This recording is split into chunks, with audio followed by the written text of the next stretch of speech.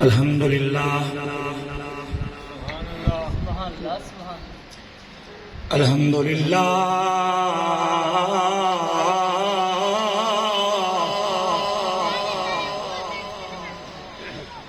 الحمدللہ ذی العزت والمجد والعلا خالق الارض والسماء فالق الحب والنوى والذي يصورنا في الأرحام كيف يشاء وعلى آله المجتبى وأصحابه البررة التقى والنقى وعلى كمل أتباعه من الصديقين والصالحين والشهداء أما بعد بسم الله الرحمن الرحيم الله ولي الذين آمنوا يخرجهم من الظلمات إلى النور والذين كفروا أولياءهم الطاغوت يخرجونهم من النور إلى الظلمات. سبحان الله. قال الله تعالى في الكلام المجيد والفرقان الحميد إنا أعطيناك الكوثر. قال النبي صلى الله تعالى عليه وآله وسلم أدبوا أولادكم على ثلاث خصال حب نبيكم وحب أهل بيته وعلى قراءة القرآن. النبي صلى الله تعالى عليه وآله وسلم خياركم الذين إذا رؤوا ذكر الله. قال النبي صلى الله تعالى عليه وآله وسلم رب أشهد أغبر لو أقسم على الله بره إن الله وملائكته يصلون على النبي يا أيها الذين آمنوا صلوا عليه وسلموا تسليما. اللهم صل على محمد وعلى آل محمد وبارك وسلم. الصلاة والسلام عليك يا سيدي يا رسول الله وعلى آلك وأصحابك يا سيدي يا حبيب الله. الصلاة والسلام عليك يا سيدي يا رحمة للعالمين. الصلاة والسلام عليك يا سيدي يا خاتم النبيين. الصلاة والسلام عليك يا سيدي يا محبوب رب المشرقين ورب المغربين. الصلاة والسلام عليك يا سيدي سيدنا جد الحسن والحسين صلى الله عليه رسول الله وسلم عليه يا حبيب. ایک چھوٹی سی گزارش ہے.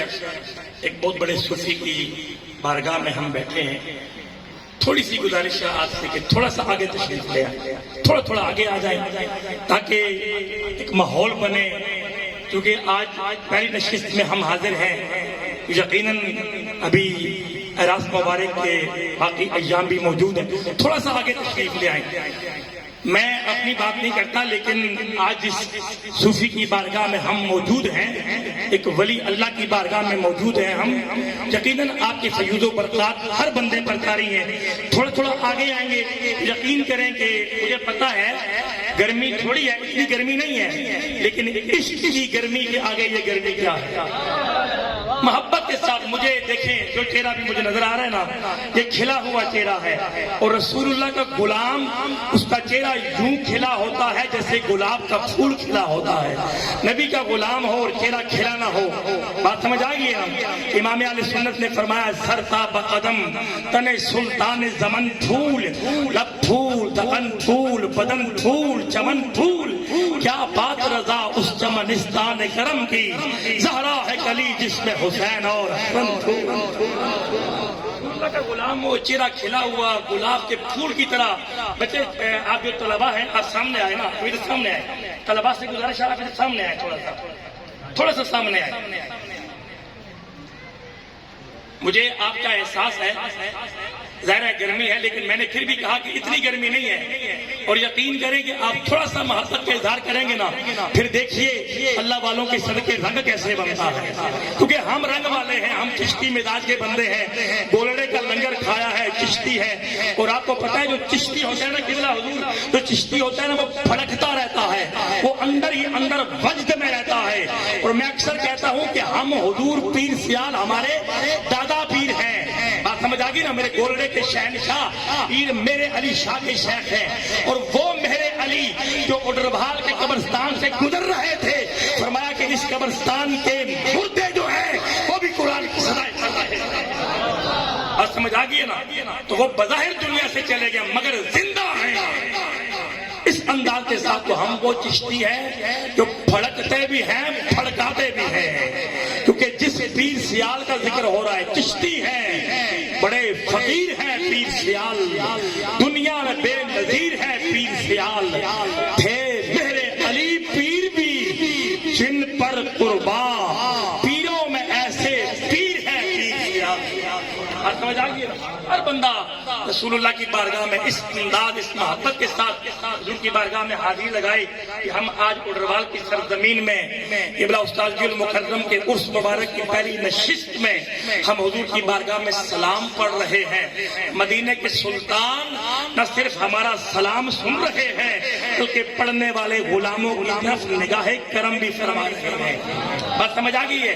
اچھا، میں ابتدا میں یہ عرض کرتا چلوں، میرے نبی نے فرمایا کہ اے میرے صحابہ مجھ پر درود کی کثرت کیا کرو، اور حضور نے فرمایا کہ جو بھی میرا غلام جمعے سے لے کر ہفتے سے لے کر جمعرات تک مجھ پر درود و سلام کرتا ہے، میرے اور آپ کے نبی نے فرمایا اللہ نے اپنے مقربین فرشتوں کی ڈیوٹی لگا رکھی ہے، وہ میرے غلام کا پڑا ہوا سلام میری بارگاہ میں پہنچاتے ہیں۔ بات سمجھ آ گئی؟ پھر حضور نے فرمایا کہ کثرت الصلاۃ من یوم الجمعہ، حضور نے فرمایا کہ جمعہ والے دن مجھ پر درود کی کثرت کیا کرو، اس لیے کہ جمعہ والے دن جو بھی میرا غلام مجھ پر درود پڑھتا ہے میں اس کا درود خود سنتا ہوں۔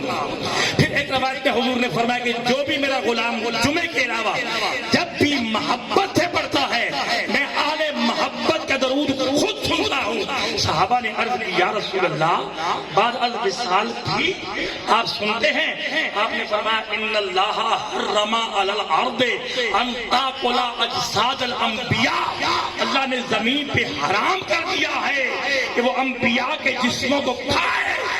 نبی جس طرح دنیا میں زندہ ہوتے ہیں اس طرح دنیا سے جانے کے بعد بھی زندہ ہوتے ہیں، اور ہمارا تو یہ عقیدہ ہے کہ قبلہ استاذی المکرم استادی معصوم علیہ الرحمہ، قبلہ استاذی المکرم استادی لطیف علیہ الرحمہ، ان کے صدقے میں یہ اڈربال کا سارا قبرستان ہماری صداؤں کو بھی سنتا ہے، ہماری آوازوں کو بھی سنتا ہے۔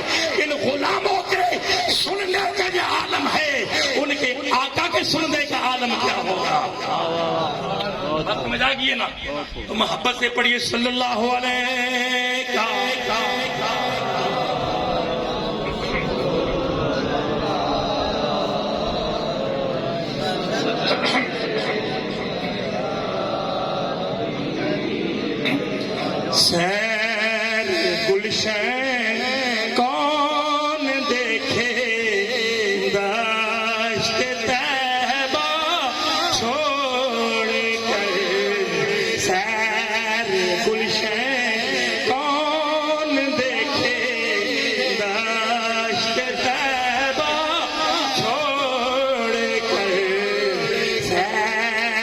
گلشن کون دیکھے دشت طیبہ چھوڑ کر سوئے جنت کون جائے در تمہارا چھوڑ کر سوئے جنت کون جائے در تمہارا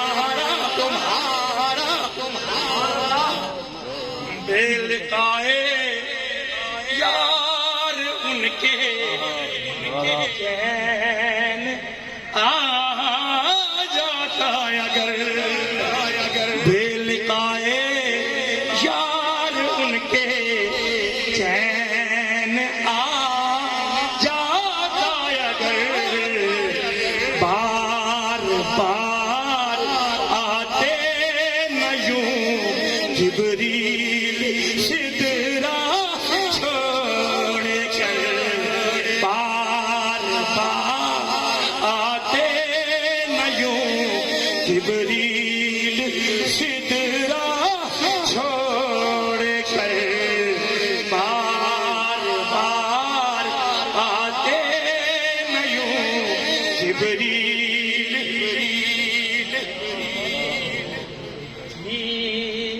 چاہت دل میں زہرا کے دلاروں کی اگر تھی نہ چاہت دل میں زہرا کے دلاروں کی اگر کیوں اترتے تھے نبی منبر سے خطبہ چھوڑ کر کیوں اترتے تھے نبی منبر سے خطبہ چھوڑ کر کیوں اترتے تھے نبی منبر سے خطبہ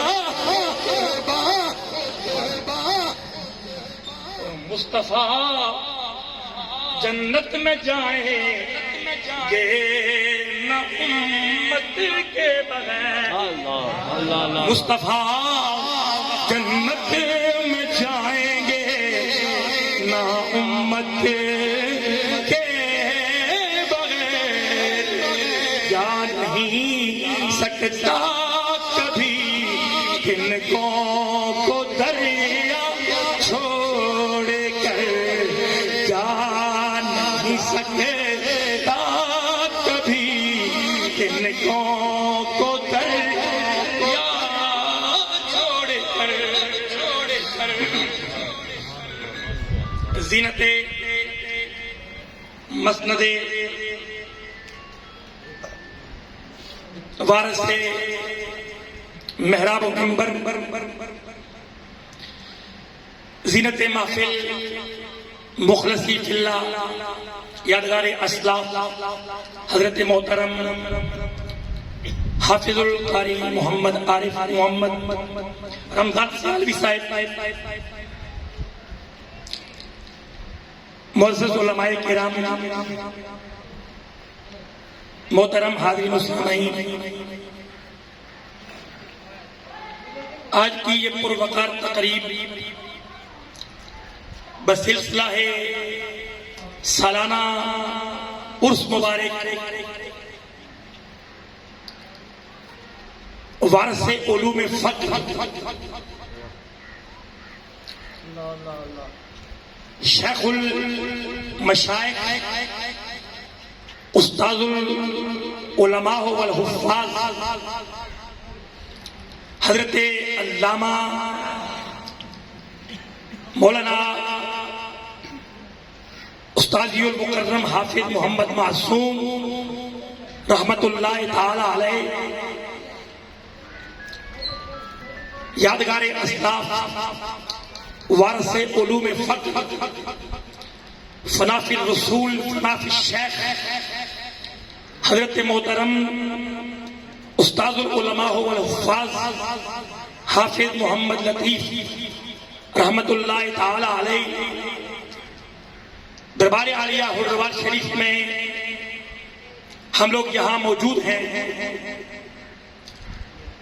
اللہ رب العزت کی بارگاہ اقدس میں دعا گو ہوں. پروردگار عالم قبلہ استاد المکرم کے توفیل ہماری دنیاوی اخروی مشکلات کو آسان فرمائے اور آپ کے فرزندان ارجمن ان کا سایہ ہمارے سروں پر تا دیر قائم و دائم فرمائے اور اس مرکز کو صبح قیامت تک پائندہ و تابندہ فرمائے اور دن دگنی اور رات چوگنی ترقی عطا فرمائے. گرامی المرتبہ حضرات، قرآن مجید کی دو مقامات سے تلاوت کرنے کا شرف حاصل ہوا. اللہ رب العزت نے ارشاد فرمایا کہ اللہ ولی الذین آمنوا، اللہ ولی ہے ایمان والوں کا. اللہ ولی ہے ایمان والوں کا. یخرجہم من الظلمات الی النور، وہ اپنے بندوں کو اندھیروں سے نکال کر نور کی طرف لاتا ہے. والذین کفروا، اور شیطان اولیاءہم الطاغوت، کافروں کے جو ولی ہے وہ شیطان ہے.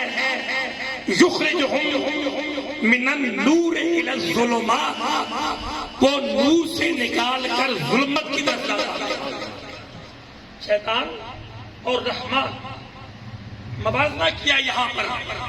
اللہ ولی ہے ایمان والوں کا اور شیطان ولی ہے اہل کفار کا.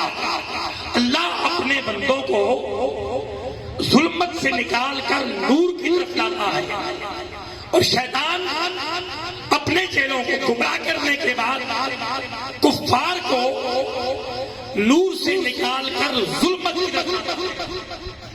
پھر دوسرے مقام پر ارشاد فرمایا انا اعطیناک الکوثر، بے شک اے میرے محبوب ہم نے آپ کو کوثر عطا فرمایا. اب یہ آیات کریمہ اپنے معانی کے اندر، اپنے مفاہیم کے اندر، اپنی تفسیر کے اندر اتنی زیادہ وسعت رکھتی ہے کہ اس کے لیے کئی دفتر درکار ہیں، کئی نشستیں درکار ہیں.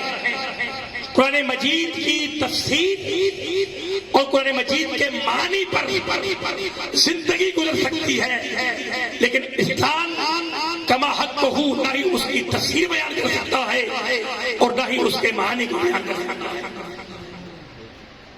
دوسرے مقام پر میرے کریم آقا صلی اللہ تعالی علیہ وآلہ وسلم نے فرمایا ادبوا اولادکم علی ثلاث خصال، حب نبیکم وحب اہل بیتہ وعلی قراءۃ القرآن. سرکار نے فرمایا اپنی اولاد کو تین باتیں سکھاؤ. حب نبیکم، سرکار دو عالم صلی اللہ علیہ وسلم کی محبت سکھاؤ. وحب اہل بیتہ، اور اہل بیت اطہار کی محبت سکھاؤ. وعلی قراءۃ القرآن، اور قرآن کا پڑھنا سکھاؤ. اس درگاہ عالیہ پر، اس مدرسے کے اندر جتنے بھی حفاظ، جتنے بھی علماء، جتنے بھی طلباء، جب سے اس ادارے کی بنیاد رکھی گئی تب سے لے کر اب تک اور اب سے لے کر قیامت تک جہاں جہاں کے استاد مکرم کا خیر جاری ہے، میں نے جس شاگرد کو دیکھا ہے اس میں سرکار دو عالم کی محبت کو میں نے دیکھا ہے، ان میں میں نے حضور کی محبت کو دیکھا ہے، ان میں میں نے اولیاء کی محبت کو دیکھا ہے، ان میں میں نے اہل بیت کی محبت کو دیکھا ہے. وہ جس کو دیکھا ہے وہ میں نے وقت کا ولی دیکھا ہے. جس کو میں نے دیکھا ہے اس کے چہرے سے ولایت کے اثرات نظر آ رہے ہیں. یہ میرے بزرگ حضرت محترم قبلہ حافظ محمد رمضان سیالوی صاحب آپ موجود ہیں. آپ ان کے چہرے کو دیکھ رہے ہیں.